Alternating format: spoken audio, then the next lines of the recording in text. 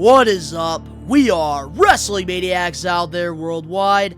I'm the host with the most, Mr. We Are Wrestling himself, the best one, Donnie here, back with a brand new episode of Hot Takes, where I give you guys my hot takes on things going on in the professional wrestling world. If you're not a We Are Wrestling Maniac yet already, and you're listening to this episode of Hot Takes, give us a 5-star review, not just any review, a best one review, and download the episode. If you're not a We Are Wrestling Maniac yet already over on the YouTube channel, and you're not a part of the thousands of subscribers, we recommend you to hit that subscribe button now, turn on the post notifications. Videos be coming out of nowhere like an RKO. And of course, you already know, the grind is real. And this week on Hot Takes, let's talk about Tye Dillinger, Shawn Spears. He has returned to WWE. This past Tuesday on NXT, we finally got the revealing of the person behind these cryptic messages, and it ended up being Shawn Spears, which really went under the radar. He was the last person I was expecting, and a lot of these wrestling journalists didn't even know Shawn Spears came back to WWE, even though some people thought that he was going to be a surprise in the Rumble because of the whole number 10 thing. But he really went under the radar, and there was no reports of him returning to WWE. There was nobody speculating that he was coming back, and he was the man behind the messages. And I gotta say, this signing, what a great move by WWE yet again.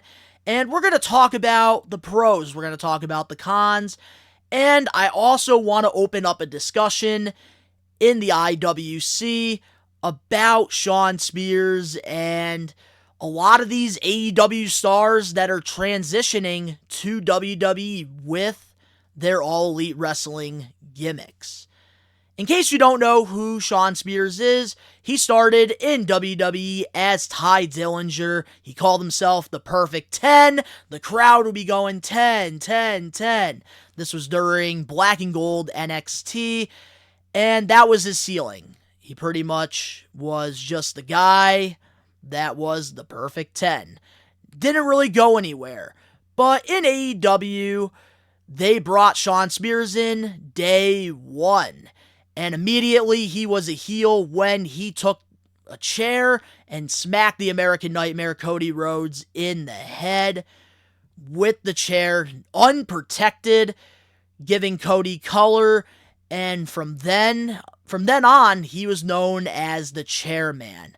And I loved his gimmick. I loved his work in AEW when he first started. And just through time, it seemed like he got lost in the shuffle, which is just a common issue with AEW that a lot of us maniacs have a problem with, including myself, because I feel like Shawn Spears, he would have been a perfect TNT champion, maybe even the international champion. He would have been a solid mid-card heel that you could have really built solid storylines around. But it seems like the more we're going through time, the more AEW is getting away from storylines and characters, and they're more focusing on the professional wrestling that's going on in the ring and these stupid random matches that we get via Instagram or X or Facebook. And I love this move because I think Shawn Spears in WWE could definitely work, because obviously WWE and AEW are different. AEW is professional wrestling, WWE is sports entertainment, which is why a lot of the times when people debate about which one is better, I don't really get into those discussions, because AEW, they focus on the professional wrestling, what goes on in the squared circle, while WWE, they're focusing on storylines and solid and good television. There's a huge difference. And one thing that WWE likes to do is market certain things. For example, let's go back to WCW. One of the best luchadors of all time, Rey Mysterio, who now is a WWE Hall of Famer. Seemed like they really had no direction for him in WCW. Even at one point, they took the mask off of him, and he had the horns, and it didn't really go anywhere. But when he signed with WWE in 2002, he had the mask, and they marketed off of the mask. And all the kids, they look up to him, and he has become one of the greatest luchadors of all time because of WWE's marketing. Another great example about the WWE marketing is the American Nightmare Cody Rhodes, because he was another AEW Day One guy, just like Shawn Spears, and he was great at first. He was very over with the crowd as a babyface, but then eventually, because of the lack of storytelling, a lot of people were not fans of the American Nightmare. And through time, the fans turned on him. But when he joined WWE, and still a couple years later since coming back, he is the biggest babyface in WWE because they marketed off the American Nightmare gimmick. And with Shawn Spears having this whole chairman gimmick, they are going to be marketing off of that, and it's only going to elevate him even more into a solid mid-card star. Because I think that is Shawn Spears' ceiling, is being a mid-card guy, which there's a lot of people who have had successful careers throughout the years in wrestling as a mid-card star. I also think that the theory that I made years ago about Cody Rhodes coming to WWE is becoming very true, where we're starting to see a lot of these Cody Rhodes guys and girls go from AEW to WWE. Let's look at the current WWE guys and girls who left AEW to join WWE after Cody Rhodes. Let's start off with Jade Cargill. They've already made her feel more important than she has in AEW. Despite only being in one match, which was the Women's Royal Rumble. They have done a great job with the marketing, getting it all over ESPN, Sports Illustrated, all over the place. Her signing to WWE, they've done a great job with the marketing, making her feel like a larger-than-life character. And she was under Cody Rhodes' wing in AEW. Another guy who's currently in NXT, Brian Pillman Jr., who's going by Lexus King. Even though he's not picking up wins, he's still a solid guy that's being used on TV every week over on NXT. Has a pretty solid gimmick that I know a lot of people aren't behind because they want him to be like his father, but he's trying to be different from his dad, which is what I like about this gimmick, but he feels more important. And he's not just doing random squash matches like he was doing on AEW Dark and Elevation with Griff Garrison. And the last guy that I want to put over as well, that I feel like WWE is about to do a great job with, is Andrade. He obviously was a part of WWE at first, just like Shawn Spears, and he got lost in the shuffle. He left, signed with AEW, had a pretty good run. He redeveloped himself, and now on the main roster, he feels more important. And I feel like with Shawn Spears, they did a great job here putting him over. They went by the name Shawn Spears during commentary when he hit Ridge Hollins with that chair. And I think that this is going to be very interesting. I can't wait to see where this goes. And we all know Cody Rhodes recruited Shawn Spears to WWE because it has Cody written all over it. This was the first program that Cody Rhodes had on AEW was with Shawn Spears. Even before they got that AEW Dynamite television deal on TNT, they were feuding. There's a lot of people in the IWC who are saying AEW is about to take off because they just signed Will Ospreay, who finally finished his dates in New Japan. They're about to have Okada and Mercedes Moné join the promotion, and they think that that's what's going to help AEW pick up some momentum over WWE, who recently just brought back Shawn Spears, who we're talking about on this week's episode of Hot Takes, and Tama Tonga, who was a part of Bullet Club in New Japan Pro Wrestling. He's going to be going to WWE pretty soon as well. And I think that there's a lot of people that think that AEW is about to take off and that these signings don't really have any meaning to it. That's where my hot take is coming in, because I think it doesn't matter who AEW signs, because at the end of the day, nobody is taking WWE out of first place. WWE has been the head of the table in this industry for years. And especially right now, we're in a boom period.